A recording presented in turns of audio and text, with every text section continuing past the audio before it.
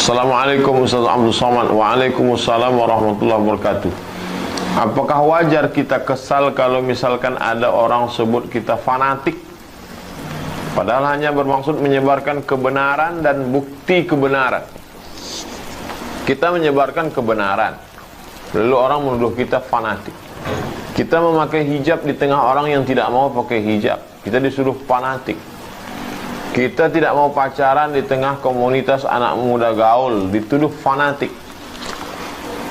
Ekstrim, terlalu beragama, macam-macam. Oleh sebab itu maka kenali kebenaran yang menjadi standar itu kebenaran. Kenali bahwa 1 meter itu adalah 100 cm, sehingga seluruh orang berkata bahwa yang 99 ini 1 meter. Tidak ada standar kebenaran. Kalau sudah pegang standar itu, berpeganglah.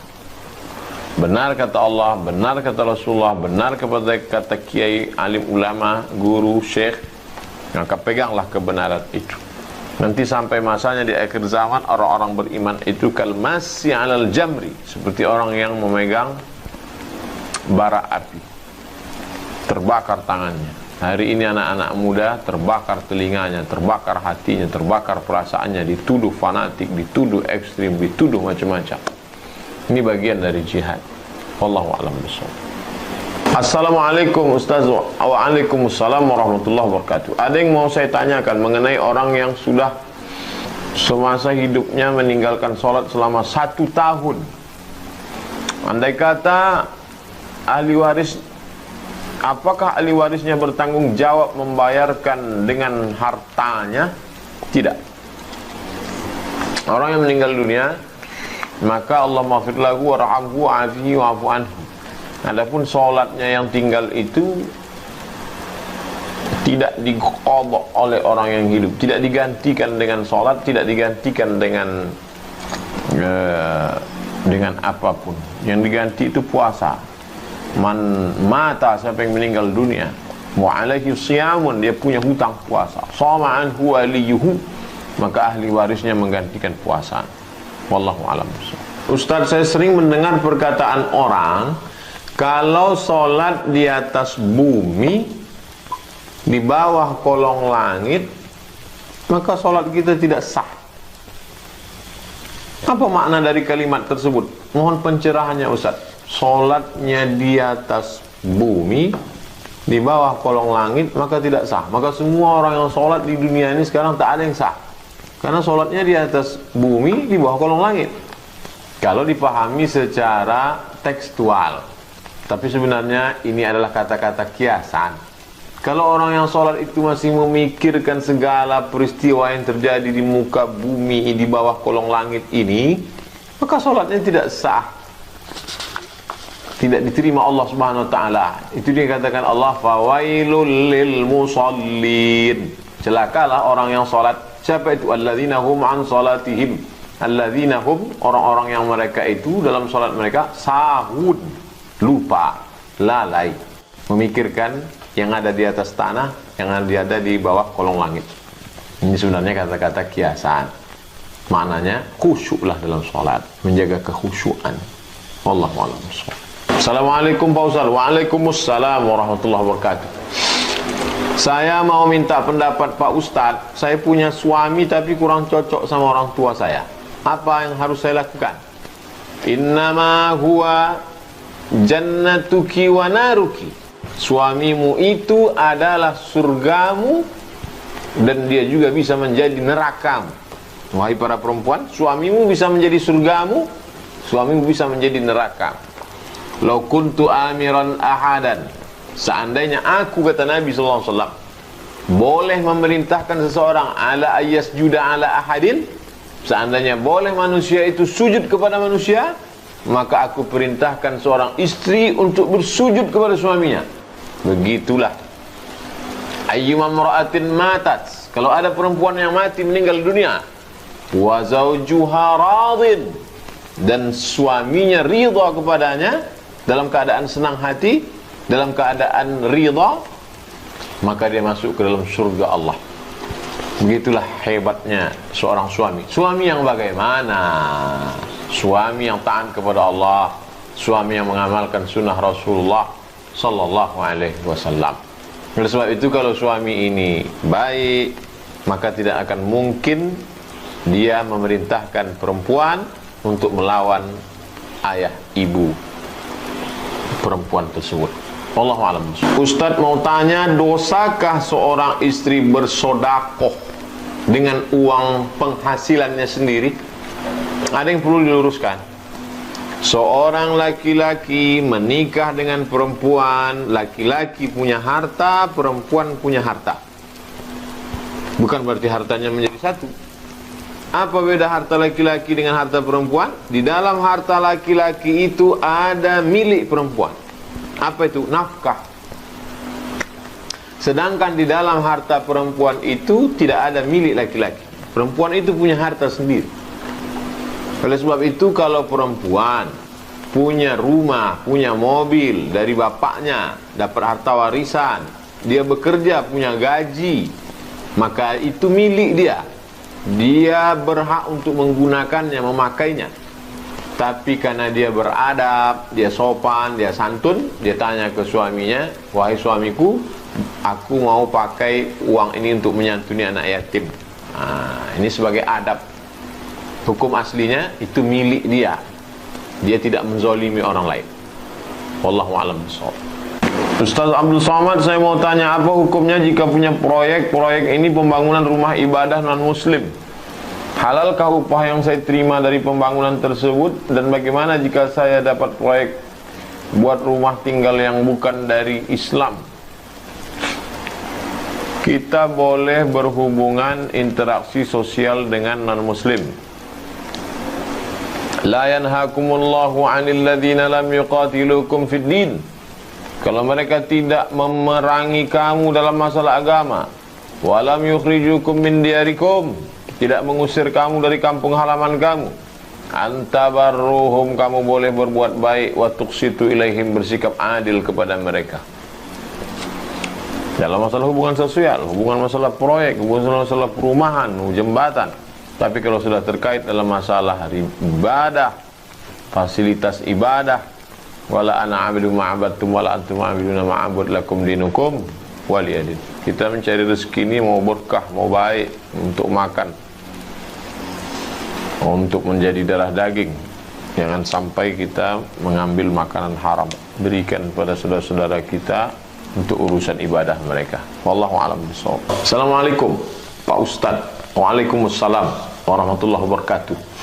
Bagaimana cara kita menyikapi saudara kita apabila beliau pernah menolong saya di saat susah, sedangkan setelah itu beliau selalu mengungkit-ungkit kebaikannya, dan beliau tidak suka dengan ibuku. Dia selalu kasar dan bahkan pernah main tangan, padahal ibuku adalah kakak. Pertama, Al-Quran. Ya ayyuhalladzina amanu, wahai orang beriman, la tubtilu shadaqatikum bil manni wal adha. Jangan kamu batalkan perbuatan-perbuatanmu yang baik-baik dulu dengan bil manni, mengungkit-ungkit, mengungkap-ungkap pemberian, wal adha, menyakiti hati orang lain. Qaulun ma'rufun, ucapan yang baik, kata-kata yang lembut, wa maghfiratun, pemberian maaf, khairun, lebih baik, min sadaqatin, daripada sedekah yatsba'uha adza, tapi menyakiti hati orang lain. Sedangkan dalam hadis Nabi, salah satu, ada 3 golongan, la yukallimuhumullah yaumal qiyamah, mereka tidak akan diajak bicara oleh Allah Ta'ala pada hari kiamat, wa yanzuru ilaihim, tidak dipandang oleh Allah, tidak diajak bicara oleh Allah, wala yutahhiruhum, tidak disucikan Allah, walahum azabun alim, mereka diazab dengan azab yang menyakitkan. Satu di antara yang 3 itu adalah mannan, orang yang mengungkit-ungkit, mengungkap-ungkap pemberian. Berikan saja video ini ke dia, biar dia dengar. Wallahu a'lam bishawab. Waalaikumsalam warahmatullahi wabarakatuh. Apa salah kalau seorang istri menginginkan suaminya menikah lagi karena dia belum bisa punya keturunan, walaupun mungkin hatinya akan terluka, supaya suaminya memiliki seorang anak? Fankihu ma tawalakum, nikahilah perempuan yang baik-baik, masna 2, wa thulatha 3, wa ruba 4. Tak ada alasan kena anak dan lain sebagainya. Memang dibolehkan dalam syariat Islam. Fa in khiftum alla ta'dilu, kalau kamu tidak sanggup mampu berlaku adil, fawahidah, satu saja. Oleh sebab itu syaratnya bukan masalah anak tidak anak, tapi berlaku adil. Allahu a'lam bishawab. Ustaz, saya ingin tanya, kemarin kan saya melihat bintang jatuh, meteor, bintang jatuh. Terus kata kawan saya non muslim, kalau ada bintang jatuh, doa kita dikabulkan. Saya nggak tahu itu syirik atau bukan Pak Ustaz. Dalam ajaran agama kita, maka kita lihat Al-Quran. Dari surat Al-Fatihah, Al-Baqarah, Ali Imran, An-Nisa, Al-Ma'idah, An-Nas, ada tak ayat menyuruh ya ayyuhalladzina amanu, berdoalah kamu ketika bintang jatuh? Tak ada. Dalam hadis Sahih Bukhari, Sahih Muslim, Sunan Tirmidzi, Sunan Nasa'i, Sunan Ibnu Majah, ada tak hadis menyuruh? Tak ada. Man ahdatsa fi amrina hadza, siapa yang membuat-buat dalam urusan agama ini, ma laisa alaihi amruna, yang tidak ada tuntunannya dalam Quran, dalam hadis, dalam ijma', dalam qiyas, pendapat ulama, fa huwa raddun, maka perbuatan itu mardud. Yang mengabulkan doa itu siapa? Allah. Ciri-ciri doa itu dikabulkan yang ngasih tahu siapa? Allah. Kepada siapa? Nabi Muhammad SAW. Ada tak Nabi Muhammad ngasih tahu bahwa kalau nanti bintang jatuh meteor kau berdoa? Tak ada. Oleh sebab itu kapan kita dianjurkan berdoa? Aqrabu ma yakunul 'abdu min rabbih wa huwa sajid. Orang paling kabul doanya adalah ketika dia sedang bersujud, di sujud terakhir salat. Fakthiru fi doa, perbanyaklah doa. Oleh sebab itu ikutilah tuntunan-tuntunan. Kemudian di tengah malam saat salat tahajud, maka kita ikutilah tuntunan-tuntunan ini. Wallahu a'lam bishawab. Assalamualaikum Ustaz. Waalaikumsalam warahmatullahi wabarakatuh. Saya mau tanya, kalau sholat subuh baca doa kunutnya cuman sampai fa innaka taqdi wa la yuqda alaik. Sholat subuhnya udah enggak ya Pak Ustaz? Mazhab yang paling tua Hanafi, mazhab yang kedua Maliki, mazhab yang ketiga Syafi'i, mazhab yang keempat Hambali. Yang pakai kunut subuh ini adalah mazhab Maliki dan Syafi'i. Sedangkan Hanafi dengan Hambali tidak ada kunut subuh. Nah, saudariku yang bertanya ini berarti ikut mazhab Syafi'i, pakai kunut subuh. Allahumma hdini fiman hadait, wa afini fiman afait, wa tawallani fiman tawallait, wa barik li fima atait, fa innaka taqdi wa la yuqda alaik, wa innahu la yadhillu man walait, wa la ya'azzu man adait, tabaraka rabbana wa ta'ala, falakal hamdu ala ma qadait, nastaghfiruka wa natubu ilaik, wa sallallahu ala sayyidina Muhammadin nabiyil ummi wa ala alihi wa sahbihi wa baraka wa sallam. Baik, sampai ujung. Andai tidak hafal, maka doa itu sudah disebut dengan kunut. Kunut artinya tegak berdiri. Wa kunu ma'al qanitin. Hendaklah kamu bersama orang-orang yang tegak berdiri bermunajat kepada Allah Subhanahu wa taala.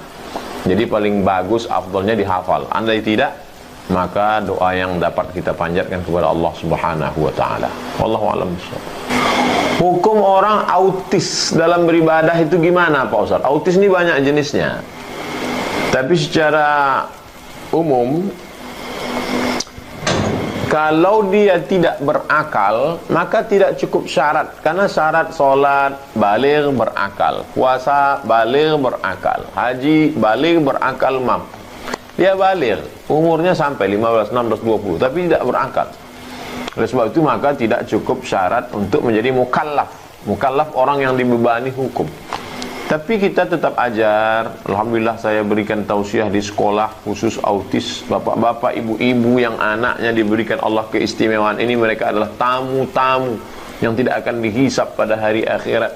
Mereka adalah orang-orang yang jauh lebih mulia daripada kita. Bersabarlah. Innama yuwaffas sabiruna ajrahum bighairi hisab. Yang paling besar pahala tanpa hitung, unlimited, adalah sabar. Tetap jaga mereka, ajarkan mereka sholat. Mereka tidak wajib melaksanakan kewajiban-kewajiban. Wallahu a'lam bishawab.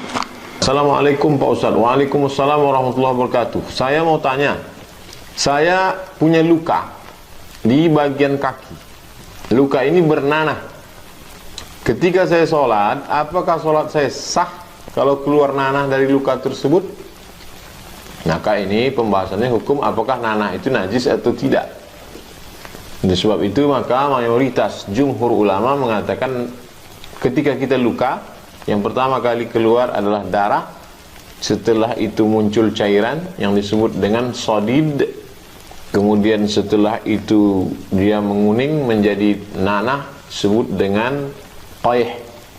Maka cairan nanah itu adalah najis. Oleh sebab itu maka dibersihkan, dikeringkan, setelah itu barulah sholat. Anda yang keluar saat sholat sedikit ma'afuan, dimaafkan, diampunkan. Kalau ada ustadz yang mengatakan cairan dan nanah itu tidak najis, maka dia mengambil pendapat Imam Ibnu Taimiyah.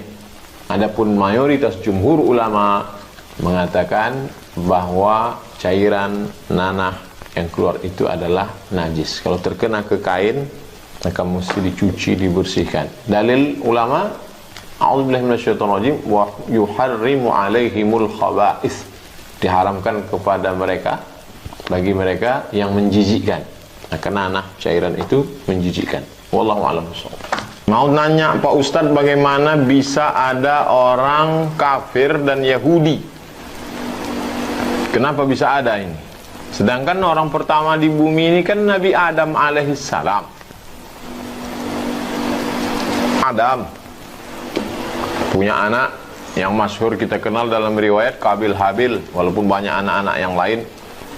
Lalu kemudian setelah itu masa Idris, Adam, Idris, Nuh. Pada masa zaman Nabi Nuh alaihissalam datang banjir bandang. Lalu kemudian selamatlah 3 anaknya, Sam, Ham, Yafis. Bisa dilihat kisah ini dalam kitab Al-Bidayah wan Nihayah, ditulis oleh Imam Abul Fida Ismail Ibnu Katsir, tarikh sejarah. Lalu kemudian setelah Nabi Nuh alaihissalam meninggal dunia, mulailah umat Nabi Nuh ini rindu kepada Nabi Nuh. Dibuatlah patung. Patung anak cucu Nabi Nuh itu menjadi orang-orang soleh, orang-orang baik, namanya Wad, Suwa, Ya'uth, Ya'uq. Lalu kemudian mereka rindu kepada Wad, Suwa, Ya'uth, Ya'uq. Ini dibuatlah patungnya. Belum acara sembah menyembah, tak ada nyembah, hanya sekedar rindu saja. Generasi pertama, generasi kedua mulai meminta, generasi ketiga mulai menyembah. Inilah awal muncul kekafiran. Begitu ajaran Nabi yang lama itu hilang, datang Nabi yang baru menghidupkan lagi. Rasul diutus Allah Subhanahu wa taala menghidupkan akidah la ilaha illallah. Kemudian Nuh Rasulullah, la ilaha illallah. Ibrahim Rasulullah, la ilaha illallah. Musa Rasulullah. Nah, inilah asal usul kekufuran muncul. Lalu Yahudi ini datangnya dari mana? Nabi Ibrahim alaihissalam punya anak namanya Ishak. Ishak punya anak namanya Yakub. Yakub punya nama satu lagi, nama Yakub adalah Israel. Maka cucu cicit anak keturunan Yakub disebut dengan Bani Israel. Lalu kemudian Yakub punya anak namanya Yusuf. Yusuf punya saudara laki-laki namanya Yahuza. Cucu cicit keturunan Yahuza disebut dengan Yahudi. Maka setiap Yahudi adalah Israel. Setiap Israel adalah Yahudi, tapi tidak setiap Yahudi adalah Israel. Inilah asal usul keturunan. Wallahu